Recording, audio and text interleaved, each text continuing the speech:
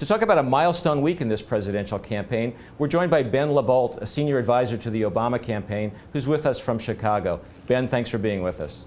Thanks for having me, Jerry. Let's start with the big headline news of the week, Ben, which is Mitt Romney picks Paul Ryan to be his running mate. You know, Republicans think they've picked a bright, articulate young star from a swing state who's offered specific proposals to solve big problems. Have they done that?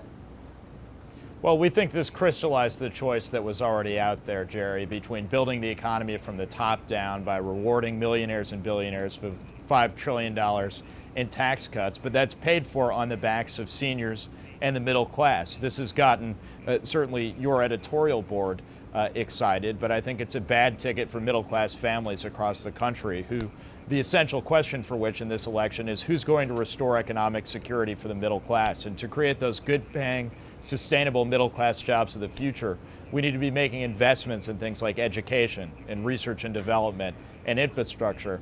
And those are all areas where the Romney-Ryan ticket would cut back funding instead of investing in it. So in many ways, this was a capitulation to the right wing of the party, a campaign taking a look at its numbers and only seeing 35% of Romney voters being enthusiastic about supporting the candidate and trying to shore up that base. But in doing so, they've crystallized the choice that was already out there between building the economy from the top down and the middle out. I think the Ryan response, Ben, would be that, look, I'm just accepting fiscal realities. The government is paying for things the country can no longer afford. Isn't there something to that argument? Well, Congressman Ryan had the opportunity to negotiate with the president when he had a $4 trillion deficit reduction package on the table last year. But the New York Times reported this week that Congressman Ryan actually encouraged Republican leaders not to negotiate with the president over that because he thought that any progress to actually reduce the deficit would help the president politically this year. So on that matter, it seems that he put politics before country. And you know, I think the other argument that the Republicans are making, and I'll just give you a chance to respond to it, is that even if you do tax increases, that's not sufficient to address a deficit of the size of the one we're looking at, and that tough choices have to be made. That's the reason for the Ryan budget.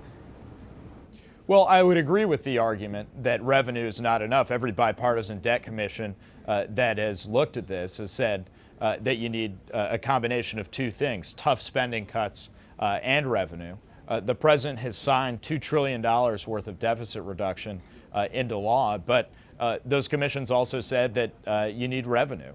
And the fact is that we do have to ask the wealthiest to pay their fair share. Mitt Romney and Paul Ryan have refused to ask the wealthiest for a dime to either create jobs or to reduce the deficit. And ultimately, that's what we're going to have to do. We did it in the 90s, and it worked. But over the past decade, we passed those tax cuts for the wealthiest in 2001 and 2003. And then not only did it not unleash job creation, but the deficit exploded.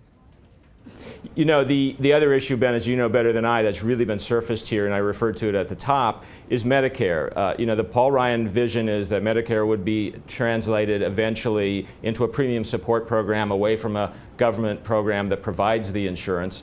And his argument is that's the way you introduce market forces. The Romney response to your attacks has been, look, the Obama health care bill took $716 billion out of Medicare, so we're not the ones changing Medicare. The Obama campaign has. Doesn't Medicare get hurt either way here? Well, first of all, let's be clear. Medicare solvency is critical. That's why the Affordable Care Act extended the life of Medicare by 8 years. And in the president's current budget, he identifies additional savings within Medicare and Medicaid that would extend the life of the program by an additional 2 years. But ultimately, what Governor Romney and Congressman Ryan have committed to is a radical restructuring of the program that would turn it into a voucher program and cost seniors out of pocket thousands of dollars more each year. By some estimates, more than $6,000 a year. And it would have an impact on current beneficiaries as well, because it puts the prescription drug donut hole back into the program, which would charge seniors $600 more out of pocket each year, and it removes the access to free preventative care that seniors would get under the Affordable Care Act. The savings that the president has identified wouldn't impact benefits. It actually enhances them. It gets waste and fraud out of the system. It eliminates unnecessary subsidies to insurance companies, and it redirects those into paying for getting rid of the donut hole so that seniors are saving $600 on their prescription drugs and giving them access to free preventative care. So when Governor Romney says, I'm going to put that $700 billion back into Medicare, what is he talking about? Is he talking about re-injecting waste and fraud into the system? You know, when we step back from this, Ben, I'm curious whether your assumption at this point and the operating path that you're pursuing is to simply assume that the Ryan budget and the Ryan plan for Medicare are now the Romney plans for the budget and the Medicare program? Well, Governor Romney had the opportunity to address that in a press avail this week, and he couldn't identify any difference. He'd previously called the Ryan budget marvelous. He said he'd sign it into law. He's actually committed to a more restrictive version of it, the cut, cap, and balance budget. I thought it was interesting. He gave an interview to Fortune magazine this week in which he implied that he was going to make investments in the same area that the president is making investments, areas like infrastructure and manufacturing and education. Well, he's already committed to a series of budget plans that would necessarily cut funding in these areas by 20%. There's a 20% cut across the board. So he's not going to invest in these areas that could enhance American competitiveness. He's committed to cutting back while other countries around the world race to invest in them. You know, one of those investment areas, Ben, that came up this week in the campaign out in Iowa was wind power and a tax credit that has been going to help the wind power industry that is in danger of lapsing. Should the wind power industry be able to stand on its own, or does it need the kind of help President Obama says that tax credit needs to provide?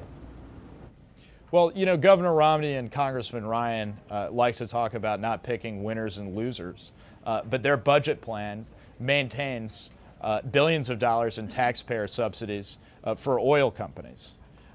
Wind energy has been growing faster in this country than any other form of energy except for natural gas. It's critical to our energy independence, and it's allowing us to take control of our energy future. The production tax credit supports the 75,000 wind energy jobs across the country. And don't just look to Democrats on this, look to Republicans. The Republican delegation in Iowa is very supportive of renewing the production tax credit. Governor Branstad is very supportive of renewing the production tax credit. We're on track to double renewable energy production under this administration. That's both creating jobs and serving our national security interests. And the president believes that's a market we should be growing here in the United States, not in China, not in India, and not in Germany.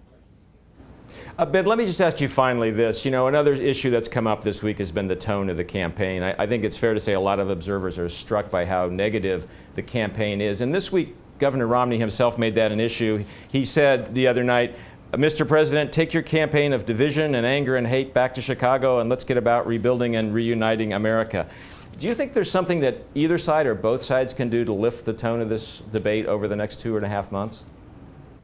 Well, I thought that was an interesting speech for Governor Romney to give. In some ways, his remarks seemed a little bit unhinged. I think that anybody who spends a day with the president on the campaign trail hears him talking about the exact choice that he outlined in his economic framing speech in Cleveland, which is, are we going to build the economy from the middle class out or build it from the top down by rewarding the wealthiest with special breaks, stripping back oversight for banks and polluters, and assuming that the market will take care of the rest. That's the core contrast that the president has outlined. It's substantive and it's policy focused. There's no doubt that Governor Romney wants to take certain topics on the table. He's campaigning on his business experience, but he seems to not want to answer any questions about it and to play by a different set of rules, share with the American people fewer tax returns than candidates normally have, not disclose the major fundraisers for his campaign. So those are important questions that need to be raised because they would speak to his governing style. But ultimately the choice is the big economic choice that's on the ballot. How are we going to create those good-paying, sustainable jobs for the middle class? And day in and day out on the campaign trail, That's what the president's focused on.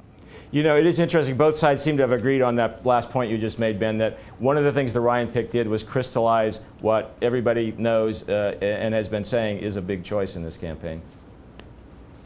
I think that's right.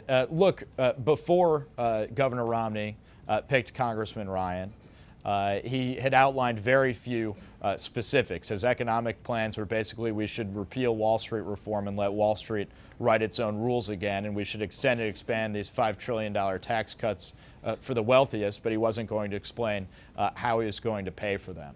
I don't think there will be any doubt if you're heading to the polls in November between who's going to make the investments necessary to restore economic security for the middle class and create those good-paying, sustainable jobs, and who believes in that same old trickle-down philosophy that tax breaks for the wealthiest will somehow unleash growth and job creation. And the problem with that philosophy is we've tried it before. We've passed those tax cuts for the wealthiest, and it led to the slowest pace of job creation we've seen since World War II. Well, Ben, it'll be an interesting fall, that's for sure. Hope we get the chance to talk about it again. Thanks for joining us today. Thanks for having me, Jerry.